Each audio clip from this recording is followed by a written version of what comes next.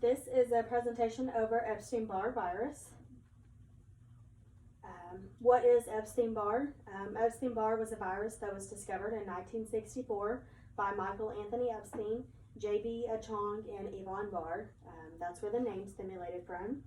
EBV comes from Burkitt's lymphoma, which is a malignant tumor of the lymph node tissue that occurs mainly in African American children.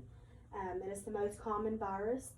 About 95% of the people have been affected with the virus at some point in time in their life.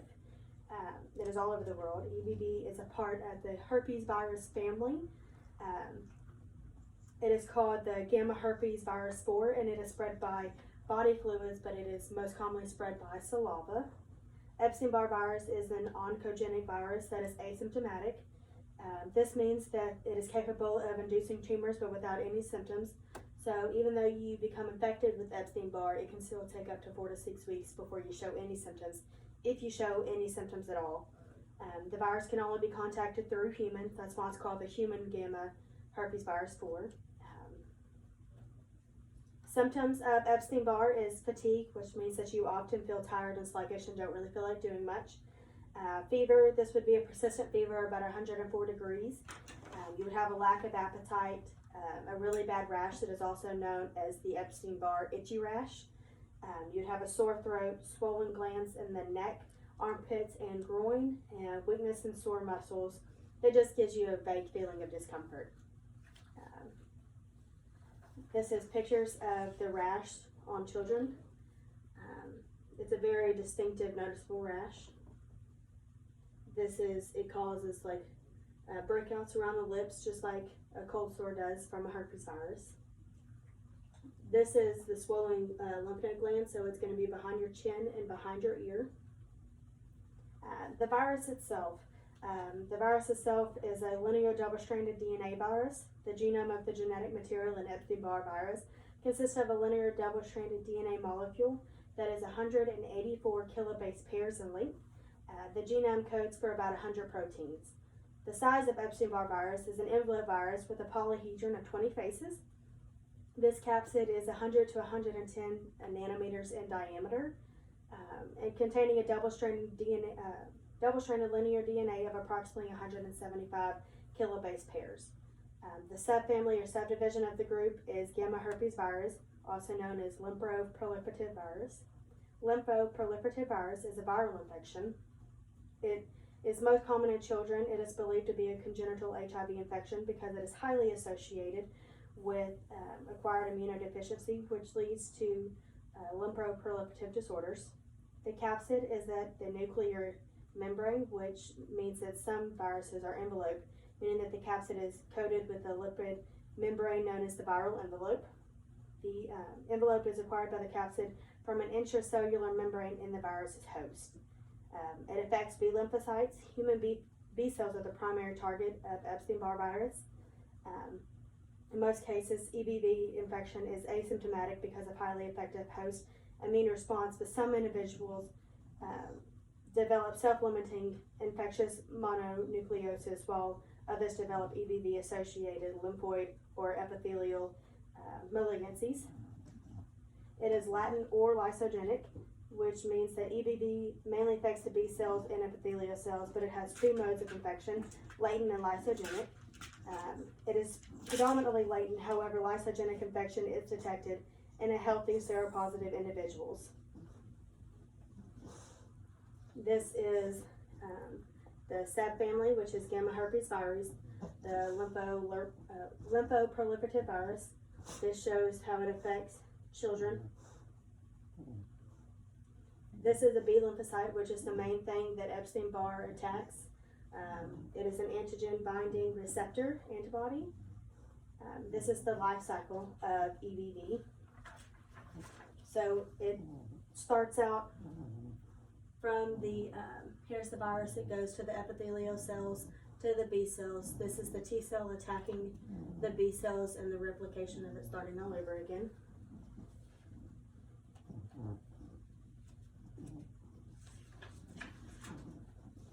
The life cycle of the infection is transmitted from host to host via saliva, and the virus passes through the oropharyngeal epithelium to the B lymphocytes. The virus enters the B cells and causes it to proliferate and spread through this B cells compartment. T cells respond and control B cell proliferation. Resting EBV-infected B cells with limited antigen presence and persist cells in creating long-term viral reservoirs. Recurrently, these resting B cells will enter the lytic and lyase cycle, releasing new virons back into the saliva while infecting more B lymphocytes. This is a better picture of the life cycle. Here's the EBV virus, here's the infected cells, and how it continues the process.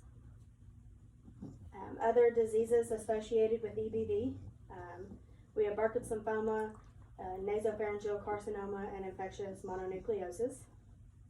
Burkitt's lymphoma is lymphoma prominent in the African American race and is most common between the ages of 13 and 14, although it can form in young adults as well. This form of lymphoma also reveals itself as an enlargement of the jaw or facial bones, but can also be present in the abdomen, ovaries, and ileocecal area. Reed-Sternberg cells are distinctive giant cells found with light microscopy and biopsies from individuals with Hodgkin's lymphoma. They are usually derived from B lymphocytes. Burkitt's lymphoma can be cured most of the time with chemotherapy and radiation. This is the facial bones in the jaw that are affected. Nasopharyngeal carcinoma is a cancer that starts in the nasopharynx, which is the upper part of the throat behind the nose. It is a malignant tumor of the squamous epithelium nasopharynx. The carcinoma is very common over in South China. The target age is the mid-40s, and it's more common in men than it is in women. The cause is currently thought to be because of the latency in epithelial cells that display precancerous genetic changes. But we don't really know that for sure. We do know that there is a connection between the two, though. This is the cell of a nasopharyngeal carcinoma. This is where it would be located, so it's behind the nose and the throat. Infectious mononucleosis is also known as mono. Signs and symptoms include fever, sore throat, swollen lymph nodes, and an enlarged spleen. If you have mono, you have a high white blood cell count, which is going to be over 20%. Atypical lymphocytes, also known as Downey cells. Since Epstein-Barr virus is the cause of infectious mono, has recently been shown to infect and suggests that these uninfected T cells play a part in the immune response to the Epstein-Barr virus. The main population or target of the disease is people between the ages of 15 to 25, although it can, target other people as well. It's not stronger in one race or gender prominently than the other. There's not really a treatment for mono. You basically just treat the symptoms. So drinking a lot of water, getting a lot of rest, and stuff like that. How do you know if you have Epstein-Barr virus? By proper laboratory testing on viral DNA and RNA, the lab will run a rapid monospot test with internal controls to see if you test positive for the infection. Serologic response to EBV include antibodies to early antigen of IgM and IgG, antibodies to viral capsid antigen, and antibodies to nuclear antigen. Testing positive for heterophile antibodies, labs will do this by checking the rapid monospot as well. You can also check to see if you have EBV within tissue samples. This is a molecular technique which is widely used within laboratories. In situ is also known as tissue, is hybridization that uses specific DNA and RNA sequence and portion to the section of tissue. There will be a circulating tumor cells if it's within the tissue, so that's how you know if it's positive or not. Indirect immunofluorescence assay is designed for qualitative and or semi-qualitative detection of IgM antibodies to Epstein-Barr virus viral capsid in the human serum. How to treat EBV, so just like any other virus, you can't really treat it with antibiotics. It's something that just kind of has to run its course and go on its way. Mono should clear up on its own within a couple of weeks.